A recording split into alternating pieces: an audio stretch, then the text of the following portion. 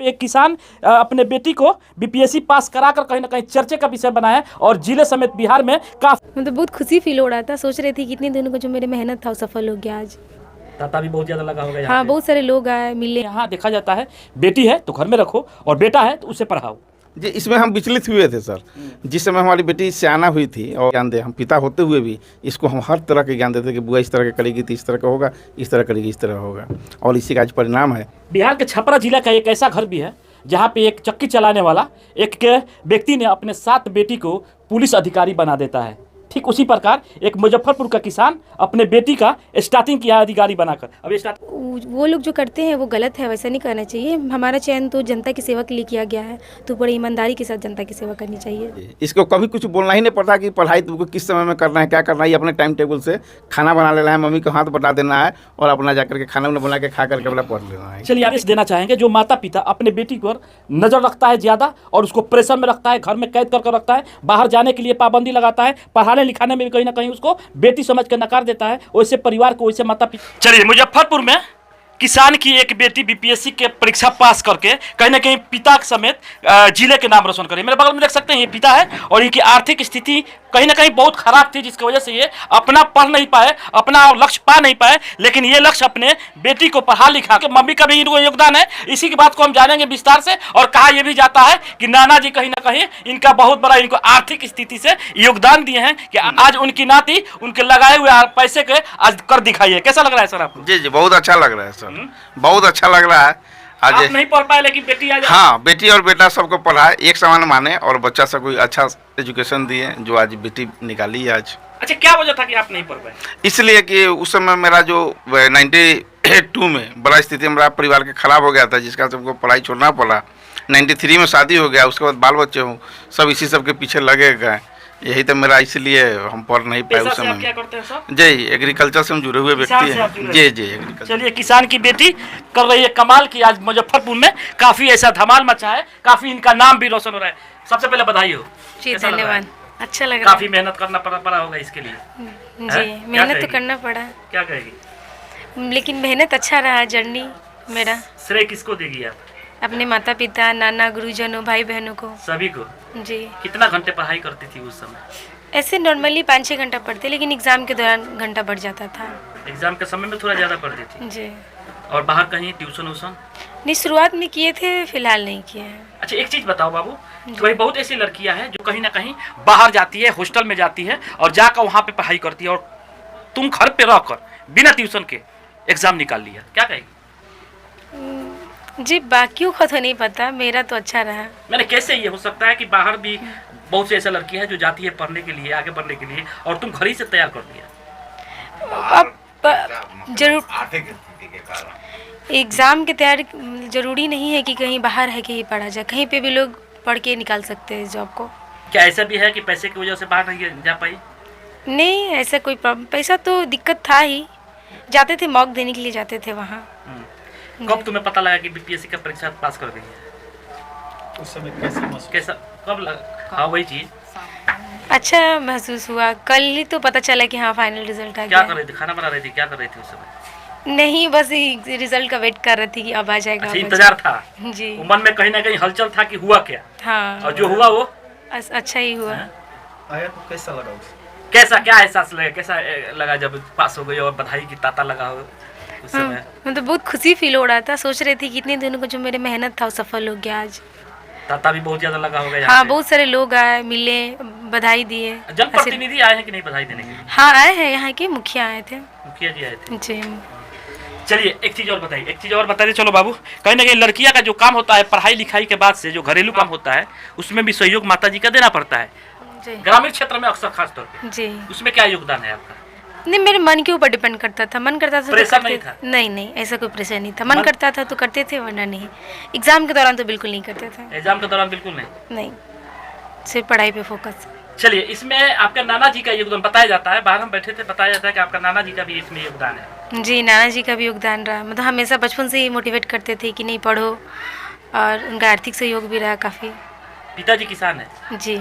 आज इनके यानी आपके भाई बहन सभी शिक्षित? क्या क्या करते हैं आपके भाई बहन? जी मेरी बहन है, वो भी तैयारी करती है जनरल कंपटीशन का ही। और मेरे दोनों भाई, एक सिविल इंजीनियर किया हुआ अभी हाल ही में उसका कंप्लीट हुआ, और एक इलेक्ट्रिक इंजीनियरिंग किए हुए हैं। चलिए, पद क्या मिलने वाला है आपका?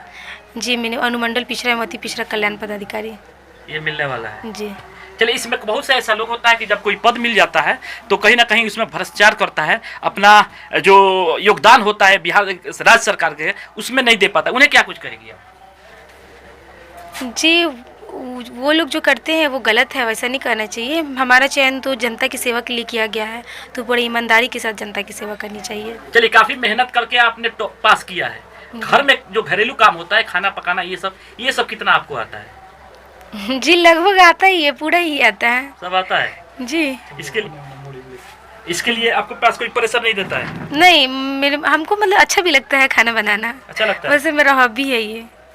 हाँ चाची, कैसा लग रहा है? बहुत अच्छा लग रहा है। बहुत खाना बनाई है, बना के खिलाई है? हाँ, खाना बनाती है। अब बेटी अफसर बन के आएगी? हाँ, बन गई अब अफसर। गाड़ी के साथ आएगी, फोर्स के साथ आएगी? हाँ। तब कैसा लगेगा? बहुत अच्छा लगेगा। है? बहुत अच्छा लगेगा। बहुत अच्छा लगेगा। चलिए, नाना जी हैं, ये इनको कहीं ना कहीं काफ़ी सारा योगदान, आर्थिक स्थिति से योगदान दिए है अपना, और ये भी कहीं कहीं फोर्स में रह चुके। चलिए, इनसे जानेंगे एक बात कि आखिर बेटियों को कहीं ना कहीं बेटियों और बेटी में पहले अंतर हुआ करता था, लेकिन अपने घर बेटा बेटी भी छोड़कर और एक बेटी को पढ़ाने के लिए और इतना कुछ करने के लिए क्या उम्मीद, क्या था, उद्देश्य क्या था? देखिए, मैं भूतपूर्व सैनिक जिला वैशाली, ग्राम अगरेल चंपापुर, पातेपुर प्रखंड का रहने वाला हूँ। भूतपूर्व से मैं 81 में रिटायर हुआ था।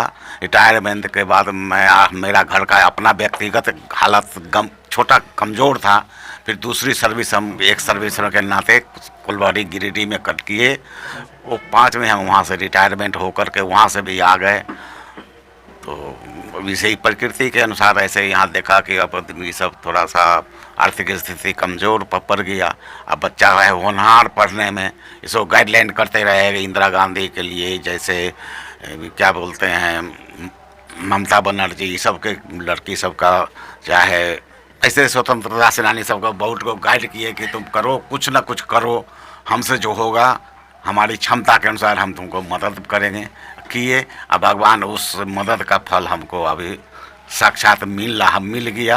अब हम मर भी जाएंगे तो हमको ये चिंता नहीं हुआ कि हमारे नतनी किया कि नहीं किया। बस खाली नतनी के लिए, नाती के लिए नहीं? नाती भी सबका, लेकिन जब तक जिंदा है तब तक सबको ही मदद करेंगे। अपने बेटा पुतों को, पोता पोती को भी मदद करते हैं। यानी आपके लगाए हुए पैसे के कहीं ना कहीं आज आपके सामने सदुपयोग हुआ, दुरुपयोग नहीं हुआ। दुरुपयोग नहीं हुआ ना। ऐसे नाना को क्या कुछ कहेगी बाबू? जैसे रहना सभी लोगों को होने चाहिए, सभी लोगों को होना चाहिए। अच्छा, नाना जी बोलते थे कि नहीं कि तू पढ़ाई नहीं पढ़ रही है, तुमको पैसा लगा रहे हैं, तुमको ये कर रहे हैं? नहीं, ऐसे कभी नहीं बोलते। अभी तो डांट तो दिए होंगे, ऐसा तो थोड़े कि नहीं डांटे होंगे। नहीं, हमको कभी नहीं डांटता। अच्छा, कोई कोई हमको नहीं डांटता, हम वैसे कुछ करते ही नहीं। डांटते नहीं थे? नहीं, इसका टाइम टेबल था पढ़ाई के लिए। बिना डांटे हुए इसके बाद मिला है घर से कि बिना डांटे हुए, बिना बताए हुए। जी, इसको कभी कुछ बोलना ही नहीं पड़ता कि पढ़ाई तुमको किस समय में करना है, क्या करना है। अपने टाइम टेबल से खाना बना लेना है, मम्मी को हाथ बटा देना है और अपना जाकर के खाना उन्हें बना के खा करके अपना पढ़ लेना है। चलिए, आप एक किसान से हैं और बहुखूबी आपको पता होगा, कहीं ना कहीं अपने यहाँ देखा जाता है बेटी है तो घर में रखो और बेटा है तो उसे पढ़ाओ। जी, इसमें हम विचलित हुए थे सर। जिस समय हमारी बेटी सियाना हुई थी और ग्रेजुएशन की थी तो उस समय थोड़ा हम विचलित हुए कि बेटी को पटना शहर में कैसे भेजे, क्या है नहीं है। लेकिन उस समय हमारे फादर इन लॉ और पत्नी कि नहीं, इस सबको आप भेजिए, पढ़ाई लिखाई करने के लिए पढ़ेगी। और हमको अपने आप पर पूर्ण भरोसा था, क्योंकि हमने आपको एक बार पहले भी कह चुका है कि उम्र के साथ साथ हम इसको हर तरह का ज्ञान हम जीवन में हम देते गए। यह नहीं कि माता ज्ञान दे, हम पिता होते हुए भी इसको हम हर तरह के ज्ञान देते कि बुआ इस तरह का करेगी तो इस तरह का होगा, इस तरह करेगी इस तरह होगा। और इसी का आज परिणाम है जो आज दोनों बेटी हमको पटना में 2019 से रह रही है, लेकिन किसी तरह का आज तक कोई गिला शिकायत हम लोग को आज तक नहीं मिला। इसमें हमारे फादर इन लॉ बहुत कोऑपरेट किए कि नहीं, पढ़ने दीजिए सबको। बिहार के छपरा जिला का एक ऐसा घर भी है जहाँ पे एक चक्की चलाने वाला एक व्यक्ति ने अपने 7 बेटी को पुलिस अधिकारी बना देता है। ठीक उसी प्रकार एक मुजफ्फरपुर का किसान अपने बेटी का स्टार्टिंग किया अधिकारी बनाकर। अभी स्टार्टिंग है यही, जी जी स्टार्टिंग है। और 3 आदमी और है। जी अभी 3 आदमी और है। और वो हमारी छोटी बेटी का भी वो हाई कोर्ट में ये है। उसके बाद अभी हाल फिलहाल जो 69वीं का हुआ है उसका पीटी भी अच्छा गया है।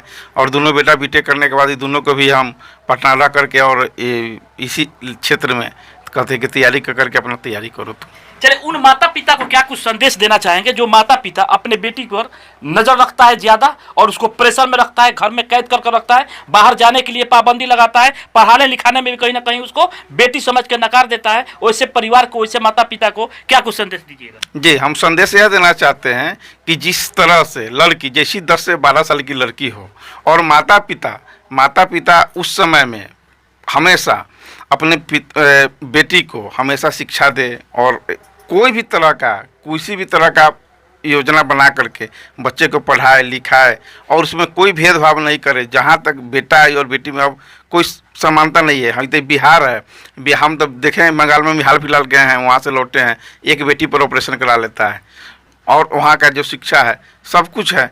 तो इसी तरह से यहाँ भी हमारे बिहार में भी होना चाहिए कि नहीं भाई बच्ची को हम पढ़ाए लिखाए कुछ बनाए, उसको जो है से उस तरह से मोटिवेट करें कि भाई पढ़ लिख के कुछ जीवन में अच्छा। चलिए सर, आपका काम था बाहर से 2 रुपया आया, घर पे ला दिया, जो जिम्मेदारी था जिसको हम श्रेय देना चाहेंगे, इन माता को श्रेय देंगे क्योंकि इन्होंने घर पे रखे देख रेख करती थी, यही पढ़ाने लिखाने में सबसे ज्यादा योगदान देती थी। चाची सही बात है?